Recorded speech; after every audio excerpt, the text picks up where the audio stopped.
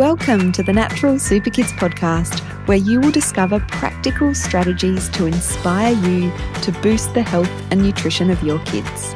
I'm Jessica Donovan, a qualified naturopath specialising in kids' health, and I want to make it as easy as possible for you to raise healthy and happy kids. Let's get into it.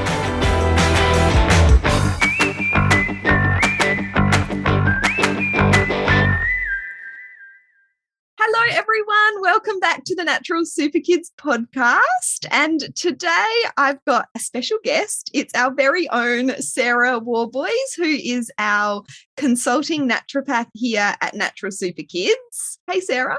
Hey, Jess. Nice to be here. So nice to be chatting. And we did record an episode with you very early on. I'll pop a link to that episode in the show notes if anyone wants to go back and listen. But that was really when you just came on board with Natural Super Kids. So we thought we'd have another chat today. And we're going to be focusing on some of the really common signs and symptoms related to the digestive system that you have been seeing, and as naturopaths, we see quite commonly in clinical practice. But before we get into that, I thought we could just have a bit of a chat, and maybe you could start by sharing a bit more about what you do here at Natural Super Kids. My role at Natural Super Kids is a little bit diverse. So as well as the one-on-one consulting I do with mostly mums, some dads we see for their kids. I support the club members in the Facebook group, which is really great. And we've just had a new launch. So there's lots of new members asking lots of great, interesting questions and getting their family's health on track. So that's always really great to support people in that way. And so that's lifestyle recommendations, supplement recommendations, and often just some emotional support as well. And the club members are often really forthcoming with that as well, supporting the new members and other members emotionally on the journey, because it can be really stressful and overwhelming. And I guess overwhelming. The new members often feel a little bit overwhelmed, don't they? Because they're really wanting to improve their family's health. And it's kind of like, where do I start? That's what we really help them with, isn't it? Like figuring out, what's going to have the most impact initially. Yeah, that's right. And I think one of the things that attracted me to Natural Super Kids and working with you, Jess, was just that very good foundation of taking one step at a time, and one change at a time, and just seeing how that can just have such a strong impact. And so I also do some email support with people wanting some supplement requests, specific supplements, and when they become a member, there is the supplement reviews. So there's an opportunity for people to be in touch with us and get some supplement reviews. And so that's just a bit of a more personalised response when they initially become a member. That's what else do I do at the moment, isn't it? Yeah, it is actually. Yeah, it's good though, because it helps people just, be able to start on one particular part of their journey and just get some immediate support with some supplements. And well, it helps fast track, doesn't it? I mean, we're all about lifestyle, like you said, and diet and nutrition, but the supplements can just really help fast track someone's results, can't they? Yeah, definitely. I think you've pretty well covered what you do. Oh, you do also create the cheat sheets for our members too. Oh, yes. I do love doing that. I think I always learn something new when I do them. And I like being able to just consolidate information and make it readable and accessible to people. So I do actually really enjoy that part of the job. Yeah, and so that's we create, or Sarah creates, a new cheat sheet for our members once a month. So you've just created our new protein cheat sheet, which would have been released by the time this podcast episode comes out. Yeah. And you do such a great job. And Oh, thanks, Jess. I agree with the it's really interesting to put together a resource. So I put together the masterclasses, and I always find that I learn something new as well, putting it together and figuring out, how do I make this easy to understand for the average person, because some of it can be quite complex. So that's what we're all about, hey, is like, digesting it for people so that it's easier for them to understand. Yeah, that's right. And I think what's obvious to us as naturopaths is not always obvious to other people. I had a client probably a month ago when I was talking about protein, and I think I just assumed that everybody knows what protein is. And she asked for clarification. So, what is a protein? I was like, it's not common sense to everyone. And so, the information that's in the club is, it's great. It's informative and easy to understand. Yeah, that's what it's all about. And so so you do all of those different roles at Natural Super Kids, which is great. And one of your main roles is the client work. So doing the online consultations, seeing at the clients that book in, whether they're members or whether they're people in the general public. So, and you've been working for about 8 months for Natural Super Kids. So tell us a little bit, I know this is a big question, but a little bit about some of the types of clients that you've been seeing and helping, to give people a bit of an idea. Yeah, I guess there's probably a handful of really common conditions that people come to see us for, and that's eczema, allergies, asthma, a lot of digestive issues, and that is commonly constipation. It can be worms. Sometimes just disturbances in the gut, pain, just things that may have been ongoing for sometimes years that people haven't really found an answer to, and they've had all the tests done at the GP, and there's no real clear understanding of why it's happening. So that is pretty common. People coming after not having found any answers for quite a long time. Fussy eaters is another big one. And you talk a lot about that. Well, there's a lot of club members with fussy eaters. So that is another big one. Sleep issues are also pretty predominant. And that can be exhausting after years and years of sleep issues, and because that affects the parents as well, not getting enough sleep. It affects their mood and behavior in the day, can affect their appetite and eating as well. So that's a really good point. It has so many kind of negative flow-on effects if kids aren't getting enough sleep, doesn't it? Yeah, that's right. And behavior is another one. So kids who might sort of have emotional regulation issues or anger outbursts, difficulty focusing at school. So they're probably the 5. And then the other sort of group of people I see are other mums themselves. So quite often I'll be having a consult with them for their child, and they'll say, oh, I think I need to come and see you myself. And so they often book in, and I actually really love that combination when the mums come, because I feel like that gives them the much needed support that they need to help carry their kids through their health as well. So definitely. And you said that before, like even a lot of our club members come in and you can just sense in their questions that they're just at the end of their tether. They're exhausted, some of these complex or ongoing health issues that kids have, it really takes a toll on the caregiver or caregivers, the parents.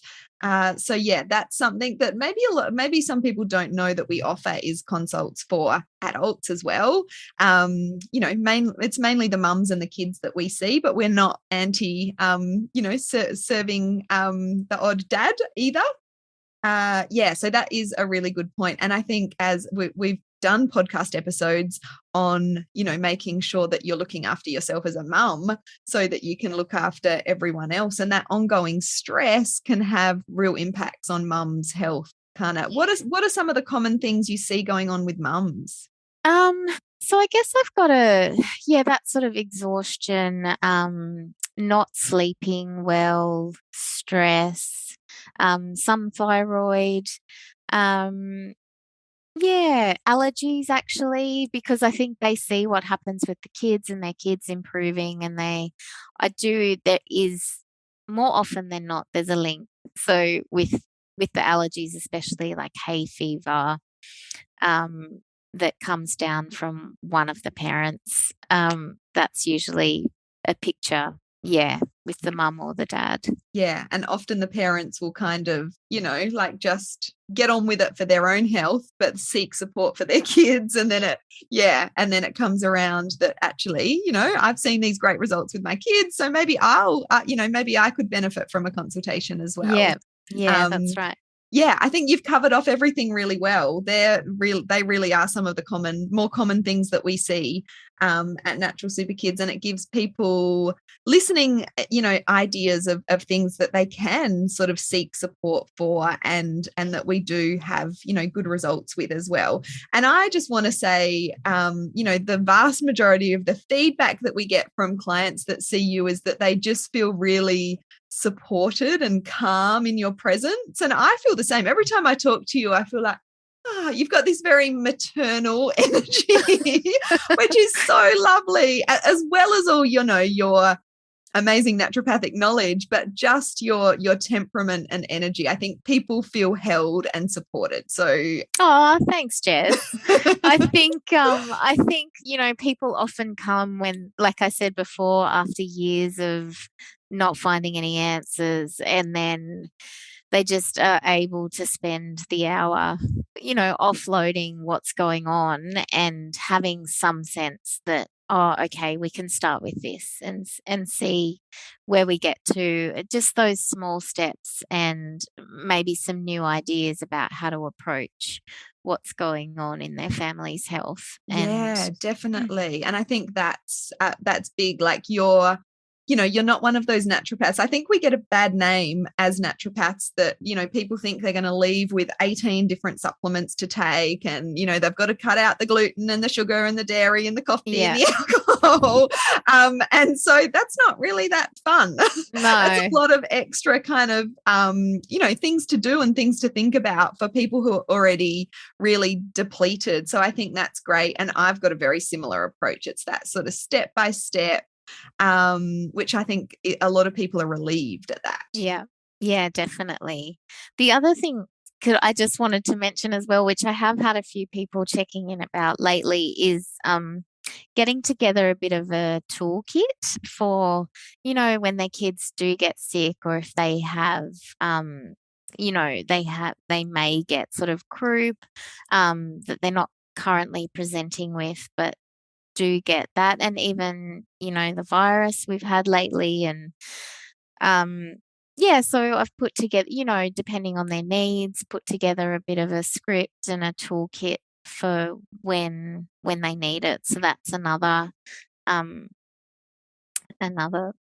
avenue that we go down as well. And I'm so glad you brought that up, because often, particularly in the winter months or with the dreaded virus, like our family might contract it, or your child comes down with croup, or they start getting sick, and then you've got to figure out what supplements to give them and then order the supplements. And by the time you kind of get to that, it's like full blown infection. Like, whereas if you can get onto things sooner. And so I love that, like putting together a bit of like you said, a bit of a toolkit for when things do go downhill with kids' health. Yeah, that's right. That preventative, or sort of, getting in really early. Yeah, being prepared. Yeah. Yeah. Okay, awesome. And before we get into these signs and symptoms related to digestive health, I think it would be interesting to hear a bit about like the personal you. What do you love doing, and what do you spend your time on when you're not working? Well, I've got 3 kids, so I was thinking about that and I thought, do I have much spare time? Yeah. I do. So most nights I'll read in bed, and that's just how I unwind. I like walking. Um, I like catching up on some Netflix when I've got a good recommendation. Um, but yeah, I think they're gardening when it's not raining. Yes. So, yeah, probably, yeah, and spending time, relaxed downtime with the kids. But yeah, I think a lot of mums could relate to sort of not having a lot of spare time, but yeah, just doing those probably unwinding things rather than upwinding Yes, rather when than I've got filling your my, spare time with doing things. Yeah, I think yeah. that's me as well. Yeah, that's lovely. Any good books that you've read lately that you can think of? Yeah, I just opened Love Stories by Trent Dalton. Oh, I love his books. I haven't read that Yeah, one, but yeah. So I just opened that a few nights ago, and the opening, his opening verse was just beautiful. So I like reading things that don't create too much stress, but are just, uplifting and insightful. oh, that's a good reminder because I've been meaning to get my hands on that book because I loved his 2 other books. I'm so bad at remembering names of books, but I know, I just almost had a mental blank when you asked me. no, sorry, I sprung that on you, didn't I? But Trent Dalton, he's an Aussie author, and yeah, I really like his books too. Yeah. Yeah. Awesome, thank you. So let's switch gears and get into these signs and symptoms that you're commonly seeing and we commonly see as naturopaths in kids, but also this is very translatable to adults as well. So what I thought we'd do is, we've kind of brainstormed and planned a bit of a list of some of these things that we see and that you're seeing commonly in clinic. So let's start with the loose stools. So when kids, and this is really common in kids, and it can be a little bit tricky to sort of figure out. But what are some of the, I guess, driving factors or causes of loose stools? Yeah, so in quite young kids, fructose can be an issue. And I think because we naturally think fruit, is one of those healthy foods and they can have another piece, they're asking for it. It's good for them. But in some kids, it draws too much water into the stool. Our body can't break down the fructose, and then it just has a bit of a lack excess water in the stool. And that's quite similar to lactose intolerance, but it usually comes out like with the case taking. So, when we're asking about diet and how much of those things kids are eating. So I feel like that one is we can sort of diagnose that easily in a consult. Yeah. Yeah, just with case taking. And I Yeah. think that's a really good point in itself because a lot of people get in touch with us and they want to jump straight to like gut testing, microbiome testing or other gut testing. And we're like, well, hang on a minute. Like, let's do that case taking first because actually more often than not, we can figure out what's going on without having to resort to testing. Like testing definitely has its place, but it's not the first point of call, is it? No, that's right. And there's a lot of clues in your bowel habits and asking those questions. Yeah. Yeah. Yeah. So with the loose stool, that like issues with fructose or just too much fructose in the diet, or fructose intolerance, or lactose intolerance, or even both of those things. Yeah. Yeah. And that's so like I don't think a lot of parents, when they see those symptoms would think, oh, it must be the fruit. Like, No, not at all. It's yeah, not so so that obvious. it Yeah. can And go it off. is something that kids grow out of eventually as well. The Yeah. fructose. Yeah. Yeah. So I think that's a really interesting one. Okay. What else can loose stools mean? Well, it could be another food intolerance, just depending on the child or the adult, how they react to certain foods, can trigger, loose stools. It could be a gastro bug, and they might not have many other symptoms. But yeah, I guess things that go along with a bug are perhaps a bit of fever, just feeling off in the tummy. Um, or it could be side effects of antibiotics. That's actually a really common side effect of antibiotics. And it could be stress. So, going back to that sort of gut brain connection and how stress affects our bowels. And yeah, so it could be that. Yeah, definitely. And I think stress isn't something we commonly think of with kids. As adults, we think, what have they got No. to be stressed about? Yeah. We're the ones that do it all. But there's lots of things that can cause stress in kids, and some kids are more sensitive to stress than others as well, aren't they? So yeah, that's a good one. Okay, so let's move on to like mucus or blood in the stool. And sorry if anyone's a bit squeamish. Us naturopaths are used to Yeah. talking about poo and mucus and blood Yeah. all day, every day. But this is actually way more common than you would think, especially in young children. So let's talk about what that can mean. Yeah, I think if it's a one-off or it happens, one day and then doesn't happen again for another couple of months, I'd probably be curious. But if it's happening, day after day or every second day, then you would definitely want some kind of investigation into that, because to me that would say, oh, there's some kind of ongoing inflammation happening in the gut, and something's quite amiss. It could be a viral or a bacterial infection. So you would think that would have an end point. So if mucus or blood is still happening, then you would go down the line of investigating for celiac, or going for those common triggers like dairy or gluten. It sort of comes back to that case taking as well. Like, when did it start? How long has it been going on for? How often does it happen? So all those questions and answers give us clues to what path of investigation that we might go down. Yeah. Yeah, no, that's good. And like I said, often it happens in babies, and it can be quite confronting for whoever's changing the nappy to see that mucus or the blood. Yeah. So yeah, that's definitely something you'd want to, if it's the odd one-off time, then you can, ignore it.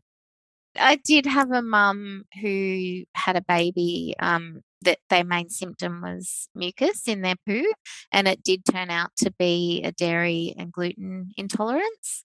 And so that, she was also seeing a pediatrician and was seeing me. And so we got to a point where we worked out what the triggers were. And then I think, yeah, so it resolved that issue then. Yeah. And if it is an intolerance or an allergy, even like, removing that food will obviously improve that symptom. But it's important to do more than that. Like, we want to be really building up that gut health overall, which is something that we are very well versed to sort of support with here at Natural Super Kids. Because, when you go and see an allergist or even a pediatrician, they'll say, oh, we'll just remove dairy. But, if the gut isn't sort of handling those foods, then there's things that we can do to optimize that gut function so that, that tolerance improves over time. Yeah. Yeah, that's right. Yeah. Okay, and what about constipation? You said before this is probably the most common symptom that you're seeing in kids. So common, isn't it? It is. I think when I started, I just would say to people, there are a lot of constipated kids in there really Australia. are. And it's not Yeah. it's not something that we talk about kind of publicly. So So I don't think people realize how common it is. So what are some of the common causes of constipation in kids? Yeah, well, I guess there's we'd start with the basics like fiber, water, exercise. So just, rule in or rule those things out and work on those. Um, Low muscle tone is relatively common in kids, and as well as affecting their skeletal muscles, it can affect their what's the word, Jess? They're like The smooth muscles. Yeah. yes. Yeah. I'm So like, oh, what is the word? Yeah. So the muscle contraction that happens in the bowel. yeah, which is what gets the poo out, and so that can be an issue. And then like celiac, a common sign of celiac is constipation. So if someone presents with chronic constipation, then that would be something I would be looking at. And you can ask questions around family history, whether they've had any testing done already for that. Try gluten-free diet and see what happens. Even food intolerances like gluten and dairy can both trigger constipation. So yeah, whilst I don't know, we try not to sort of be too restrictive on diets, there are sometimes cases where it is really worth trying to eliminate some particular foods that can contribute. Definitely. That's a really good point, because it can make the world of difference for some people, can't it? But, it's really, like you said, about taking that case and only eliminating those foods that are absolutely necessary. Yeah. And I just wanted to go back to that, the lack of fiber, which is so common in kids' diets these days, with the increase in more processed, refined, packaged foods.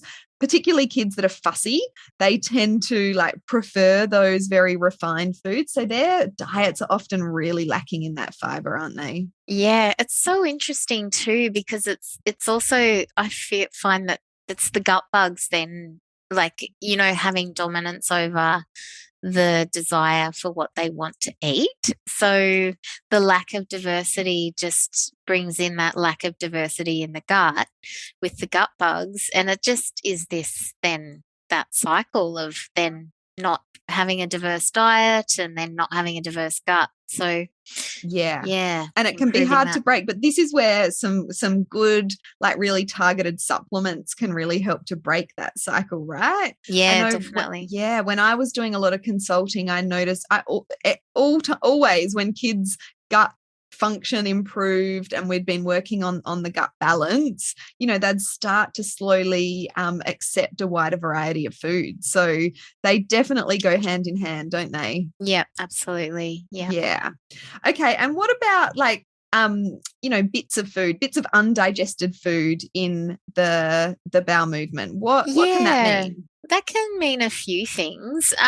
So one of the easy things to work out is, are they actually chewing their food well enough at the table? Are they spending time at the table, just, sitting down, taking their time with their food and chewing?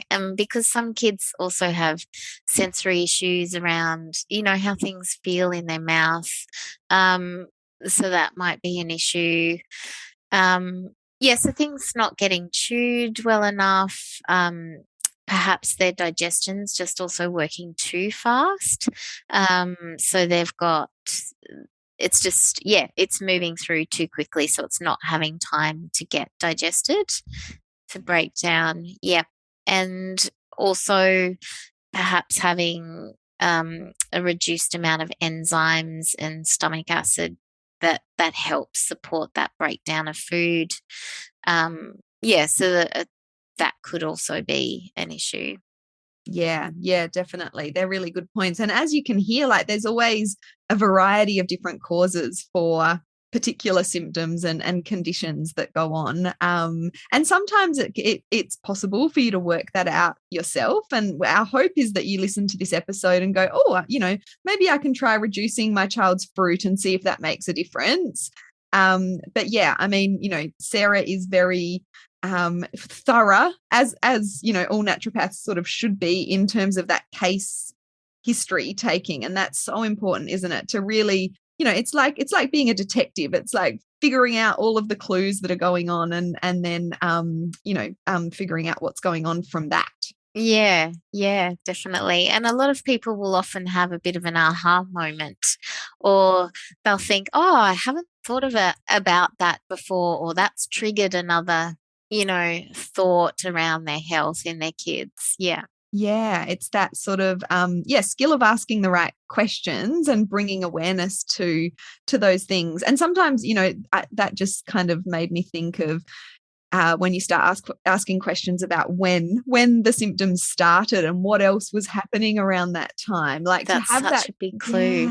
Yeah. to have that time to sort of sit down and think about that can be really powerful, can't it? Yeah, yeah, definitely. Yeah. All right. And what about when the stool is really smelly? When kids come out of the bathroom Yeah. and you've got to air the house out. Now, with this, of course, poo doesn't smell nice. No. But it shouldn't have a really offensive smell. So, Yeah. so what can be going on if there's that really, really smelly toilet going on? Yeah. And it is a question I will ask. And the mum will often know whether it is or not.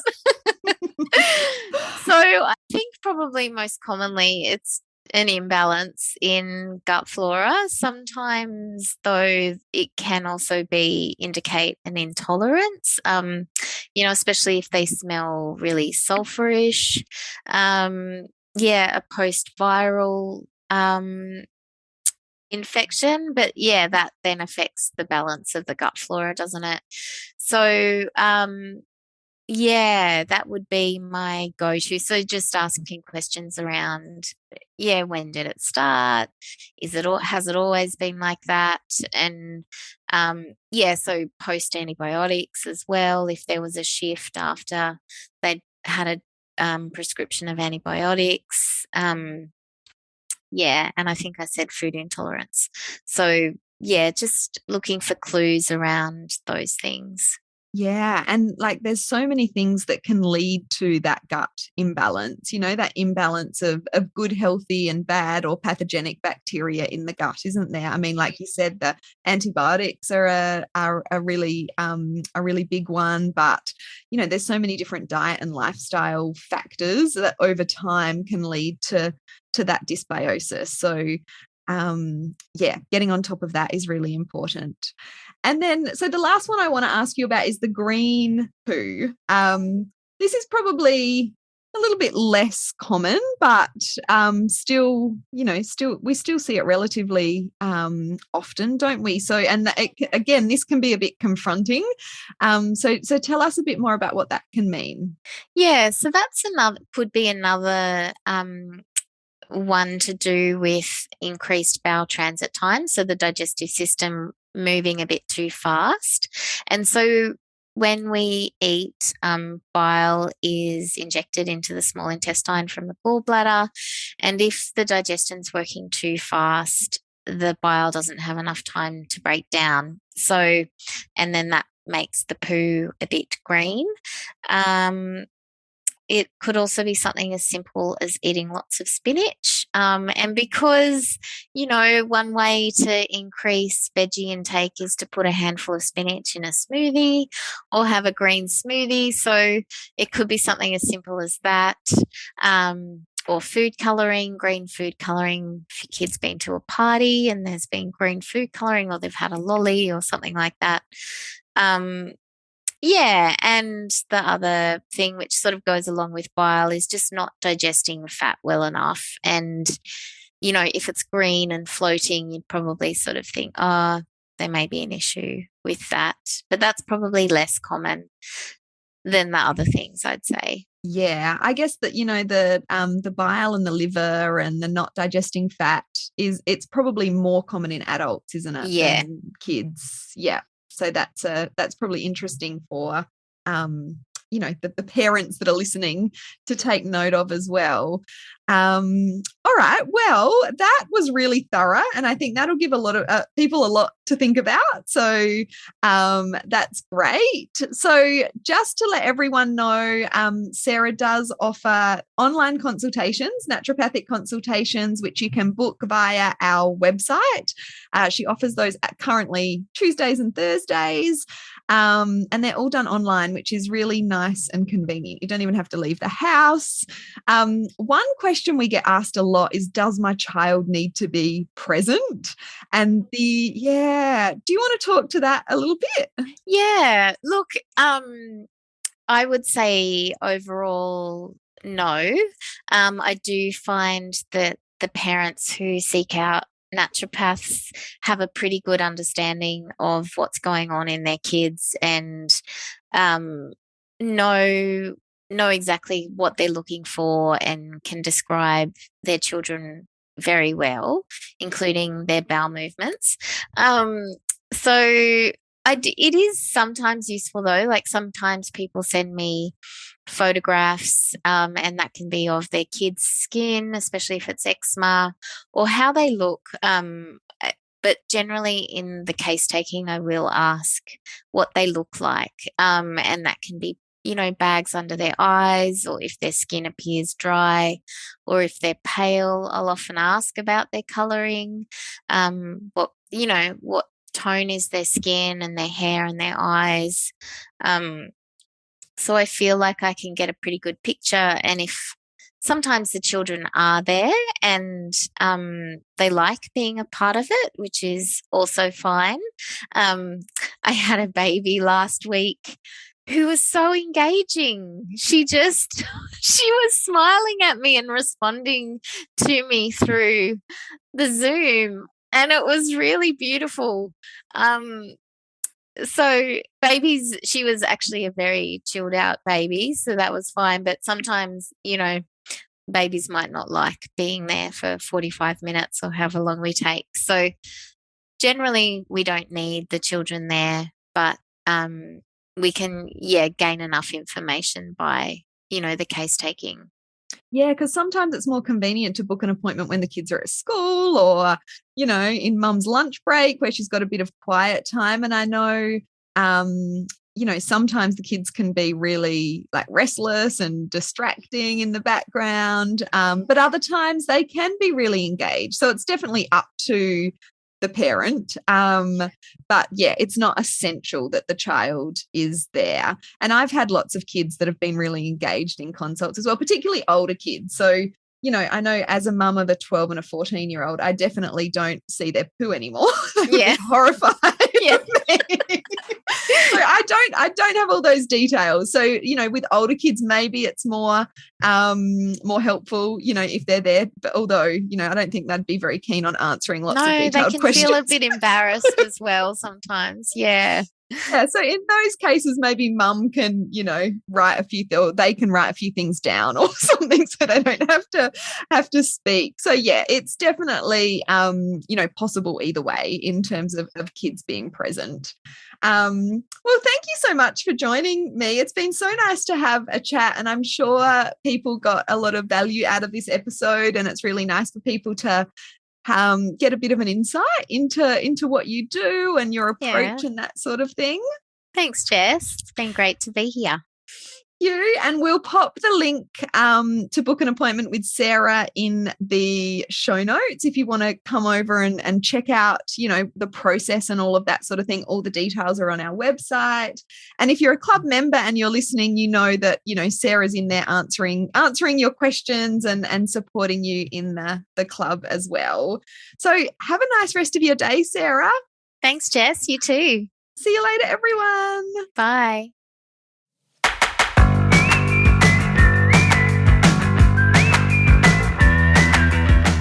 Thank you so much for joining me on the podcast today. Head on over to our website, naturalsuperkids.com, for the show notes for this episode, as well as a whole heap of inspiration to help you raise healthy and happy kids. I'll see you next week.